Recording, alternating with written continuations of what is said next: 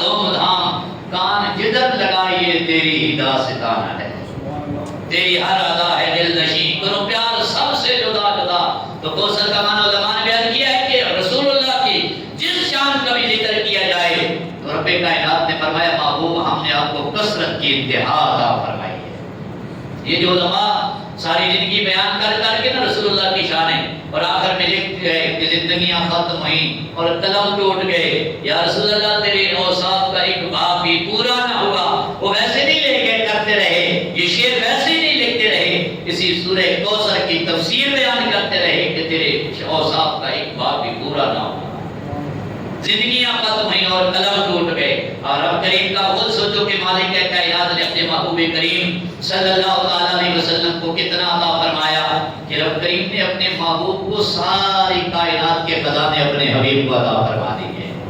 اس لیے تو بریلی کی تاجدار فرماتے ہیں نعمتیں بانٹتا جس سمت وہ ذیشان گیا، نعمتیں بانٹتا جس سمت وہ ذیشان گیا، ساتھ ہی منشی رحمت کا قلم دان گیا۔ اعلیٰ حضرت کا تخیل دیکھیے رسول اللہ کی شان کیسے بیان کی۔ آپ نے فرمایا رب نے اپنے حبیب کو وہ شانیں عطا فرمائی، وہ اختیارات عطا فرمائے کہ جس طرف بھی مدینے کا رسول سلطان چلتا گیا ہے، رب کی نعمتیں بھی کائنات والوں کو بانٹتا گیا ہے، اور ساتھ ہی منشی رحمت کا قلم دان گیا۔ منشی کہتے ہیں لکھنے والا، جس طرح کوئی مالک ہوتا ہے تو اس کا ساتھ کوئی نوکر کوئی خادم بھی ہوتا ہے۔ اعلیٰ حضرت نے یہ تخیل بیان کیا ہے۔ آپ نے فرمایا رب نے اپنے حبیب کو وہ مقام عطا فرمایا ہے، خزانوں کی چابیاں عطا کر کے جبریل کو ساتھ لگا دیا ہے۔ فرمایا جدھر جدھر میرا یار چلتا جائے گا اور امت جو جو مانگتی جائے گی آمنہ کا لال دیتا جائے گا، جبریل رجسٹر میں لکھتا جائے گا۔ نعمتیں بانٹتا جس سمت بھی وہ ذیشان گیا، اور ساتھ ہی منشی رحمت کا قلم دان گیا۔ اب دیکھیں نا جب کوئی بڑا لیڈر آتا ہے وہ تو جس علاقے میں بھی جائے تو علاقے والے اکٹھے ہو جاتے ہیں، مطلب کہتا ہے میری یہ مسئلہ ہے، میری یہ ضرورت ہے، میری یہ پریشانی ہے، میرا یہ مسئلہ حل کرا دو۔ تو وہ اپنے خادم کو کیا کہتے ہیں سیکرٹری کو، جناب اس کا بھی یہ مسئلہ بھی لکھ دو، ہم نے کر دیا حل کر دیا، یہ بھی مسئلہ لکھ دو حل کر دیا، یہ بھی لکھ دو حل کر دیا۔ اعلیٰ حضرت فرماتے ہیں جس سمت بھی نعمتیں بانٹتا جس سمت وہ ذیشان گیا، اور ساتھ ہی منشی رحمت کا قلم دان گیا۔ آپ فرماتے ہیں میرے رسول نے جس نے جو مانگا ہے حضور نے کسی پہ ادھار نہیں چھوڑا، جو مانگتا گیا ہے آمنہ کا لال وہ جھولیاں بھر بھر کے عطا کرتا گیا۔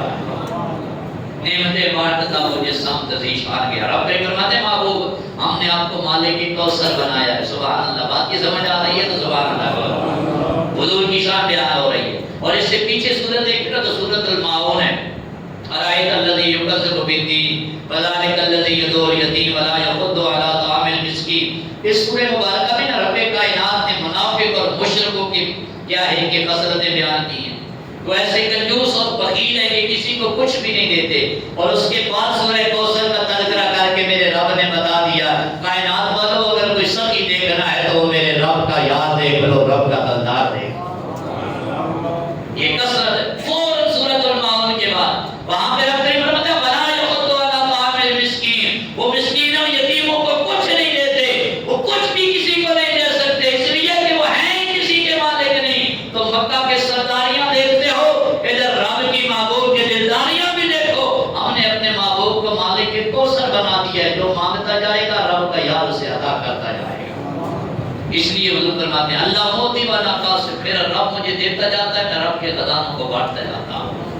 اور سنیے میرے رسول پاک صلی اللہ علیہ وآلہ وسلم، رب نے اپنے محبوب کو کتنا دیا ہے اور کیا دیا ہے، اور رب کے محبوب سے رب کے محبوب کے غلاموں نے کیا کچھ مانگا ہے۔ میرے رسول پاک صلی اللہ علیہ وآلہ وسلم آپ کے غلام ہیں۔ میرے رسول پاک صلی اللہ علیہ وسلم کا معمول مبارک ہر روز عشاء کی نماز کے بعد حضور مختصر سی محفل سجایا کرتے تھے۔ اس محفل پہ قربان جس محفل کے سلطان نبیوں کے تاجدار ہوں گے، اور بیٹھنے والے ابو بکر عمر عثمان و علی ہوں گے، اور محفل بھی کسی عام جگہ پہ نہیں مسجد نبی میں لگا کرتے تھے۔ عشاء کی نماز کے بعد رسول عالم صلی اللہ علیہ وسلم آپ کا معمول مبارک عشاء کی نماز کے بعد مختصر سی محفل ہوتی ہے، اس کے بعد صحابہ کرام اپنے اپنے گھروں میں تشریف لے جاتے۔ ایک میرے رسول کے غلام ایسے حضرت باقی سارے صحابہ اپنے اپنے گھروں میں چلے جاتے ہیں، یہ رات بھر گھر نہیں جاتے، رسول اللہ کے دروازے پہ کھڑے ہو جاتے ہیں۔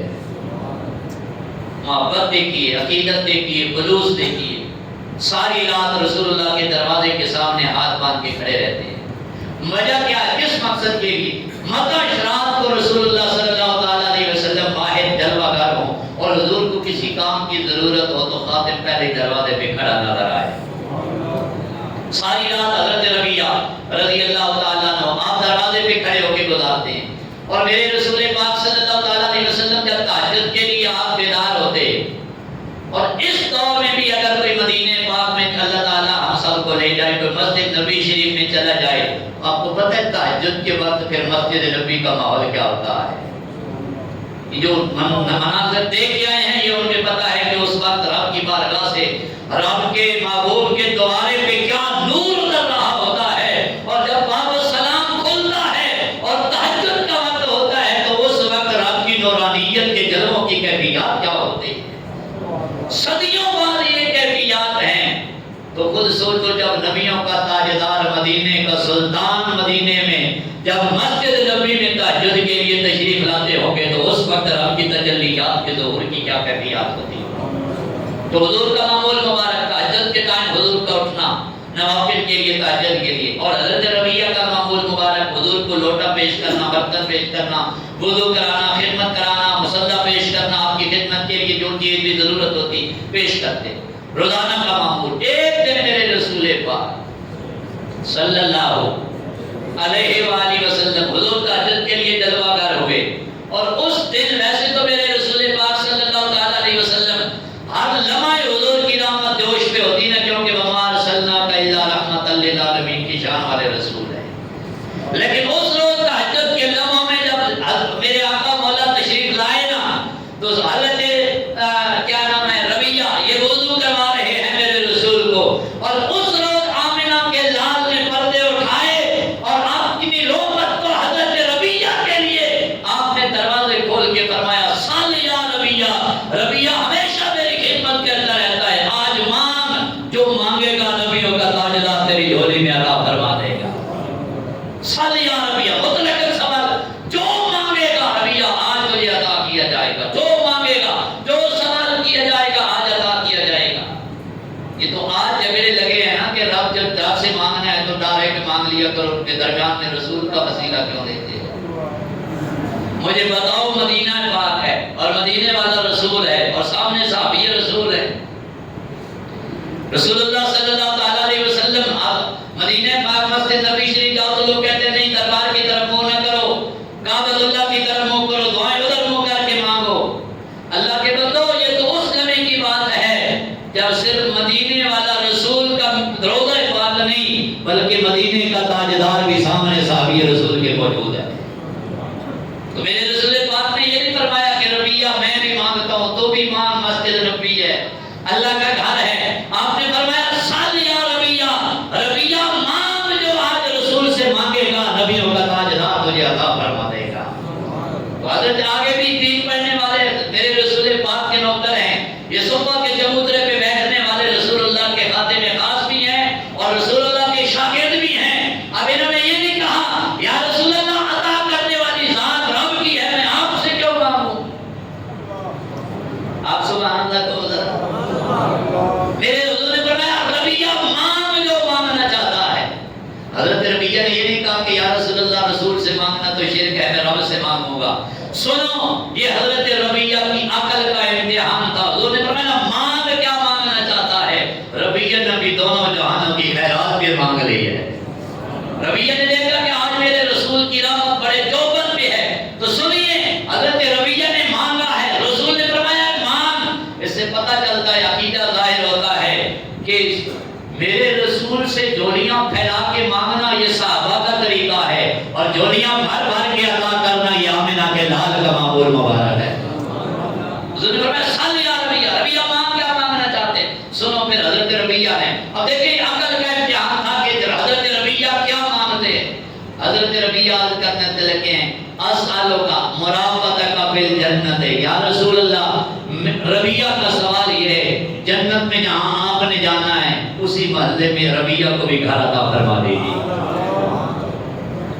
اللہ کرے آپ کو بات سمجھ آ رہے، سبحان اللہ کو مانگا بھی تو کیا ربیہ نے مانگا ہے۔ ایک لفظ میں حضرت ربیہ نے، ایک سوال میں حضرت ربیہ نے دونوں جہانوں کی خیرات مانگ لی ہے۔ عقل کا امتحان تھا نا، میں کہتا ہوں سارے جہان کی عقل میرے رب نے حضرت ربیہ کو اس لمحے میں عطا فرمائی۔ اب حضرت ربیہ نے کوئی دنیا کا مال و متاع نہیں مانگا، یہ نہیں کہا حضور دعا کرے اللہ ایمان سے دنیا سے لے جائے، یہ نہیں کہا یا رسول اللہ دعا کرے قبر میری روشن ہو جائے، آخرت میں میرے اعمال نیکیاں تولے جائیں تو میرا پلڑا بھاری ہو جائے۔ اب جنت تو ملتی ہے نا قیامت کے دن اعمال کے حساب کتاب ہونے کے ساتھ سے آخر میں حساب کتاب کے بعد حضرت ربیہ نے جنت بھی نہیں مانگی، جنتیں 8 ہیں، صرف جنت نہیں مانگی بلکہ کیا فرمایا؟ فرماتے سنتے ہیں جو بہشت کی تعریف سب درست، لیکن خدا کرے کہ وہ تیری جلوہ گاہ بھی بن جائے۔ جنت بھی مانگی ہے تو وہ عرض کرتے ہیں اسالوں کا مرامت کا پھر جنت ہے، پھر جنت ہے۔ یا رسول اللہ اگر کچھ دینا ہی ہے تو ربیہ کا سوال یہ ہے جنت بھی دے دے اور جنت بھی وہ ملے جس میں آپ کا دیدار بھی ہوتا رہے۔ میرے رسول پاک نے یہ نہیں فرمایا کہ حضرت ربیہ جنت تو رب نے عطا کرنی ہے میں نہیں دے سکتا۔ میرے حضور نے پتہ کیا فرمایا؟ فرمایا یہ تو مل گئی اوا غیر آزاد ہے، یہ مل گئی ہے اور بھی کچھ مان، اور بھی کچھ مان۔ حضرت ربیہ کہتے ہیں کہ اب پھر ایک اور امتحان آ گیا۔ پہلے حضور نے فرمایا تھا سل یا ربیہ، ربیہ جو مانگے گا دے دیا جائے گا۔ اب ایک اور امتحان آ گیا کہ میرے رسول پاک صلی اللہ علیہ وسلم نے فرمایا ربیہ یہ تو مل گیا اور بھی کچھ مانگ۔ حضرت ربیہ کیا کہتے ہیں؟ اب کہتے ہیں تجھ کو مانگ کر مانگ لی میں نے ساری خدائی۔ مانگا کیا تھا؟ جنت یا رسول اللہ ملے اور جنت میں بھی وہ جگہ جہاں آپ کا دیدار ہوتا رہے۔ حضور نے فرمایا جنت عطا کر دی گئی۔ اس کا پتہ چلتا ہے مرید مرشد کے قدموں میں بیٹھ جائے اور مانگے جو مانگے تو مرشد عطا کر دیتا ہے۔ میرے رسول سے حضرت ربیہ نے جنت مانگی اور جنت میں بھی رسول اللہ کا کیا مانگا ہے؟ دیدار مانگا ہے۔ کیا مانگا ہے؟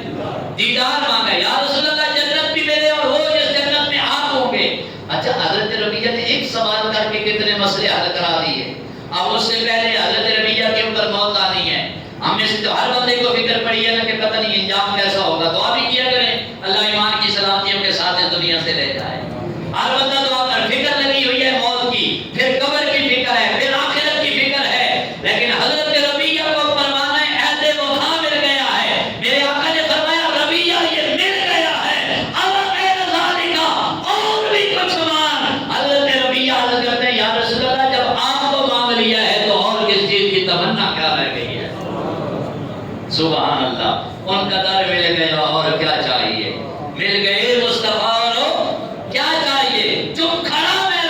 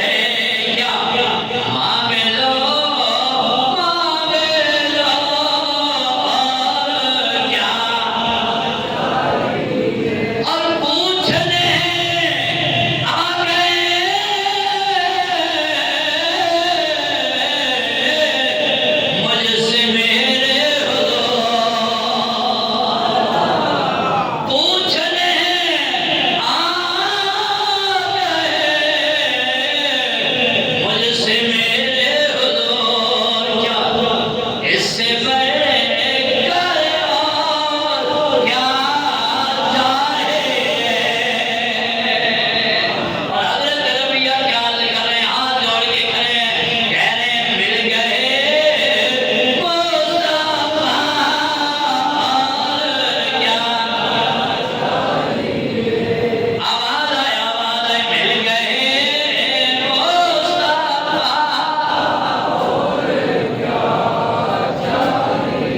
پتہ چلا کائنات کی سب سے عظیم نعمت آمنہ کے لال کی رات ہے، جس سے دامن مصطفیٰ مل گیا ہے. جنت تو کیا اسے رب ذوالجلال مل گیا ہے. اب غیر ذالک ربیہ اور بھی مانگ اور بھی مانگ اور بھی مانگ. جناب گولڈا کیا فرماتے ہیں؟ آپ فرماتے ہیں جو لوگ یہ کہتے ہیں کہ کیا دے سکتے ہیں اور کیا نہیں دے سکتے. جناب گولڈا سید نصیر الدین شاہ صاحب علیہ رحمہ آپ فرماتے ہیں جو لوگ یہ کہتے ہیں کہ کیا دے سکتے اور کیا نہیں دے سکتے، ان لوگوں کی باتوں میں نہ جا اور بھی کچھ اِنَّا أَعْطَيْنَاكَ الْكَوْثَرَ. محبوب ہم نے آپ کو مالک کوثر بنا دیا. صلی یا ربیہ. اس لیے تو حضور فرمایا ربیہ جو مانگے گا آمنہ کا لالا تجھے عطا فرما دے گا. اور پھر حضرت ربیہ نے مانگا بھی کیا ہے؟ بولی اللہ آپ کو حضور کے وسیلے سے جنت عطا فرما دے. کیا مانگی؟ جنت. جنت میں بھی وہ مانگا. اچھا میں نے پہلے آپ کی ہے ربیہ نے مانگ کر بھی حد کر دی ہے.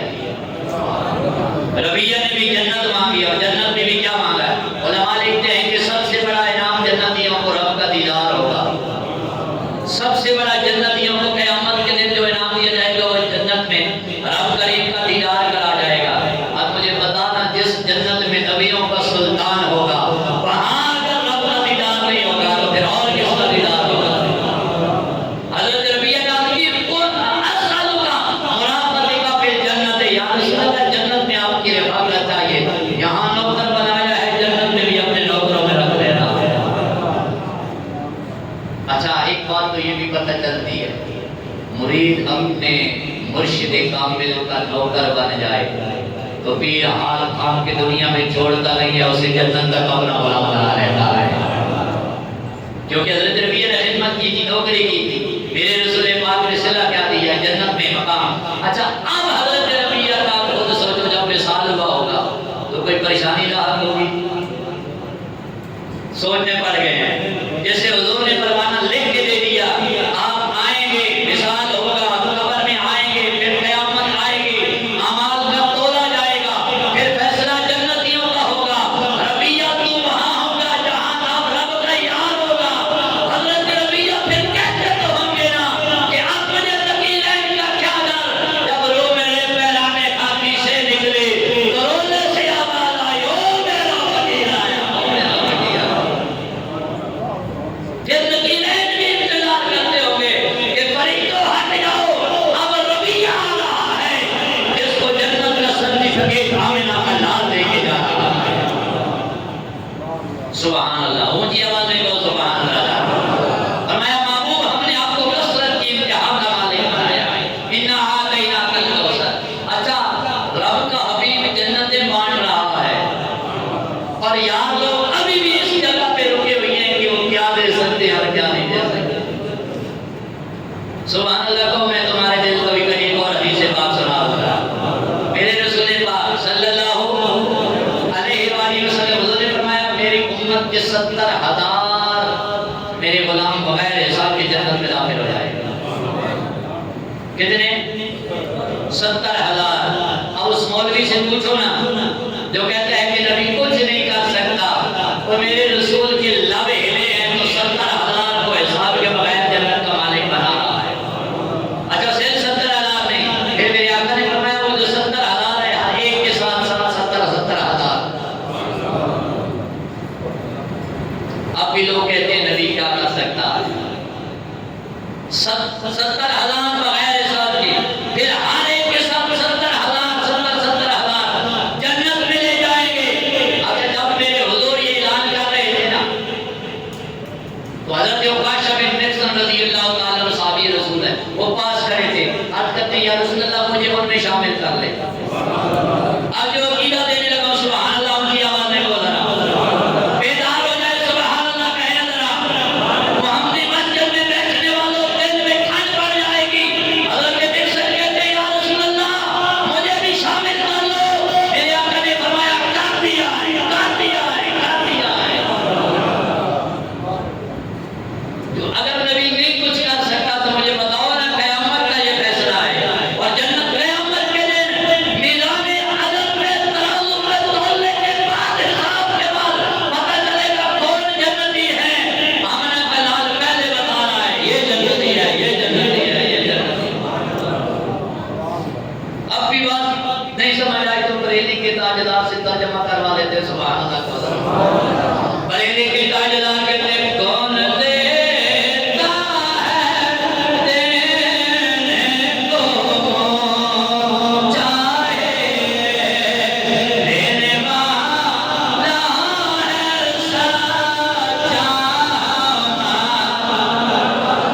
بولیے بولیے دینے والا ہے سچا، ہمارا نبی سب سے اعلیٰ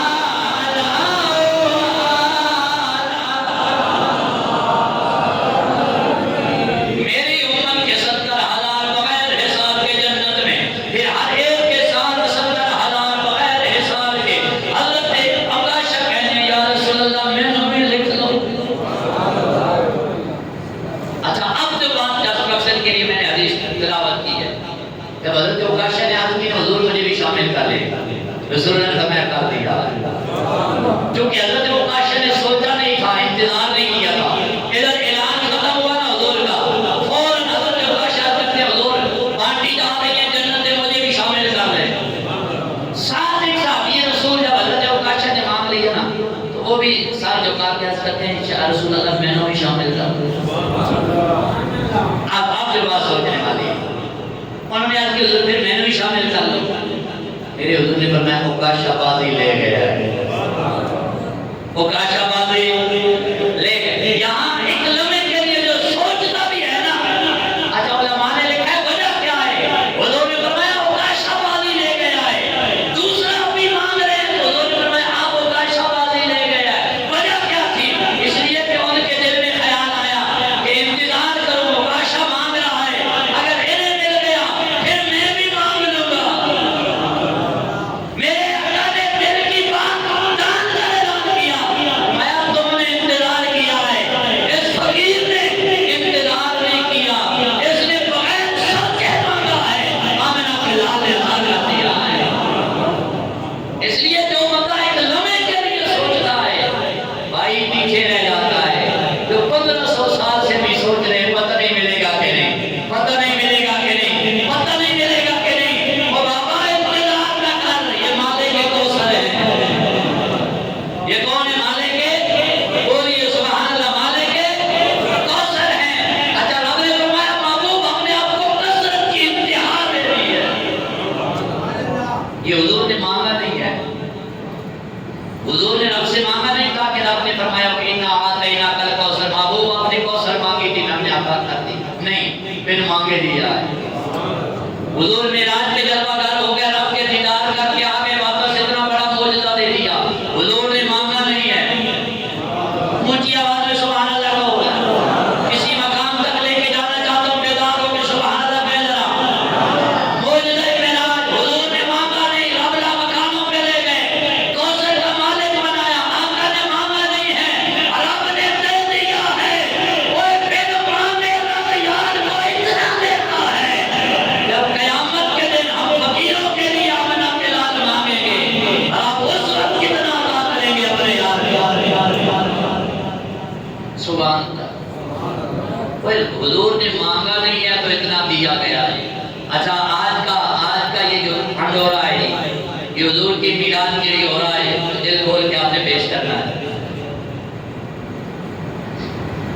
اللہ اکبر، پریشانی ہو جاتی ہے کہ یہ باتیں کرتے ہوئے میں آپ کے لیے عرض کر رہا تھا، آپ ذرا دل کھول کے بیان کرتے ہیں اپنا عطیہ، پھر میں آپ کو بتاؤ کہ رسول اللہ کی عطا کیا ہے، جس حضور کے نام پہ دینا ہے۔ ابھی تک 2 ہفتے ہو گئے، ابھی تک 4000 روپے سب کہہ رہے ہیں جب حضور کے لیے۔ تو سوچنے کی بات ہے کہ ہم حضور سے کتنا پیار کرتے ہیں اور حضور ہم سے کتنا پیار کرتے ہیں۔ سبحان اللہ۔ حضور جان عالم صلی اللہ تعالیٰ علیہ وسلم قیامت کے دن حضور فرماتے ہیں میں مقام معبود رب کے سامنے اپنا امامہ شریف اتار کر جب رب نہیں مان رہا ہوگا گناہگاروں کے بارے میں کہ اس کو نہیں معاف کرنا یہ بڑا گناہگار ہے، حضور فرماتے ہیں میں اپنا امامہ اتار کے رب کے سامنے رکھ دوں گا اور عرض کروں گا مالکا اب تو مان جا، تیرے یار نے عزت کی دستار اتار کے تیرے قدموں میں رکھ دی ہے۔ اس حبیب کے نام پہ دیتے ہوئے آج ہمیں مسئلہ بنتا ہے اور ہم سوچ سوچ کے اپنے کے لیے دیتے ہیں۔ چاہیے تو یہ تھا محبت یہ تھی، اعلان ہوتا جو دیا پاتی جاتی، اس لیے کہ یہ اس یار کے نام پہ دینے کی باری آئی ہے جس نے قیامت کے دن ہمارا ہاتھ پکڑ کے ہمیں جنت کا مالک بنا دینا ہے۔ اب سبحان اللہ کو میں پھر ایک تمہاری بات کر دیتا ہوں۔ میرے رسول پاک صلی اللہ علیہ وآلہ وسلم حضور کے صاحبزادے حضرت ابراہیم رضی اللہ تعالیٰ بچپنے میں وصال ہو گیا۔ اچھا جب بیمار ہوئے نا تو حضور کے باقی صاحبزادگان کا بھی انتقال ہو چکا تھا، تو ام المومنین سیدہ عائشہ صدیقہ